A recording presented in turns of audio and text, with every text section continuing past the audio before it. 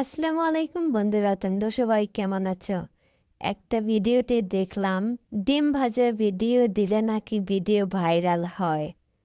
আমার চ্যানেলেও ডিম ভাজার একটা ছোট ভিডিও দিয়েছি। আমার চ্যানেলটা মূলত কিছুদিন ধরে শুরু করেছি, নতুন চ্যানেল। তো যে কয়টা ভিডিও দিয়েছি তার মধ্যে ডিম ভাজার ভিডিওতে সবথেকে বেশি ভিউ হয়েছে। তাই ভাবলাম তোমাদেরকে আবার আরেকটা ডিম ভাজার ভিডিও দিই, সেটা কেমন হয়। এই ভিডিওটাই মূলত আমি আগে বানিয়েছি, কিন্তু এডিটিং করার জন্য ভিডিওটা আগে দিতে পারিনি।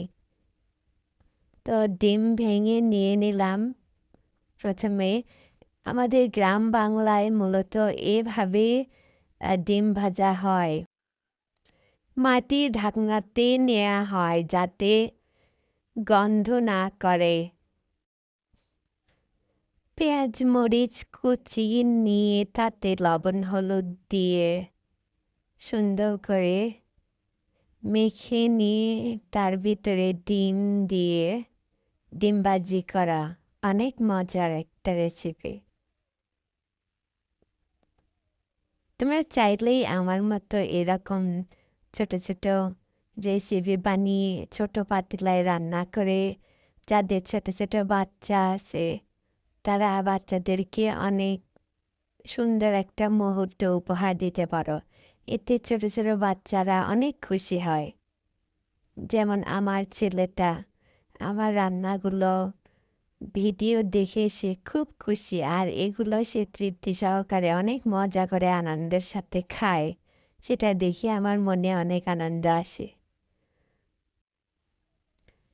তো ডিমটা তেলের ভিতর দিয়ে দিলাম। আমি এখানে সরিষার তেল ব্যবহার করি। যারা স্বাস্থ্য সচেতন তারা মূলত সরিষার তেলটাই বেশি পছন্দ করে। আমি আমার দৈনন্দিন জীবনে রান্নার কাজে সরিষার তেলটাই বেশি ব্যবহার করি। ছোট ছোট পাতিলায় রান্না করাটা অনেক মজা, আবার অনেক কষ্ট। দেখো উল্টাতে গিয়ে পাতিলটাই না উল্টে যায়, কেমন একটা অবস্থা। কিন্তু দেখতে অনেক সুন্দর, চোখ জুড়িয়ে যায়। অনেক ছোট ছোট রান্না।